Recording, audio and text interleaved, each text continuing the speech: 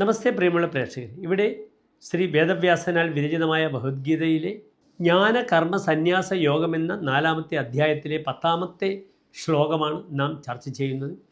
പ്രിയമുള്ള പ്രേക്ഷകർ, ശ്ലോകം ശ്രദ്ധിക്കുക. വീതരാഗഭയക്രോധാഃ മന്മയാ മാമുപാശ്രിതാഃ ബഹവോ ജ്ഞാനതപസാ പൂതാഃ മദ്ഭാവമാഗതാഃ. ഇനി പ്രസ്തുത ശ്ലോകത്തിൻ്റെ പദച്ഛേദം ശ്രദ്ധിക്കുക. വീതരാഗ ഭയക്രോധാഃ മന്മയാ മാം ഉപാശ്രിതാഃ ബഹവഃ ജ്ഞാനതപസാ പൂതാഃ മദ്ഭാവം ആഗതാഃ. അടുത്തതായി പ്രസ്തുത ശ്ലോകത്തിൻ്റെ അന്വയമാണ് നാം ചർച്ച ചെയ്യുന്നത്. ശ്രദ്ധിക്കുക. വീതരാഗ ഭയക്രോധാഃ മന്മയാ മാം ഉപാശ്രിതാഃ ജ്ഞാനതപസാ പൂതാഃ ബഹവഃ മദ്ഭാവം ആഗതാഃ.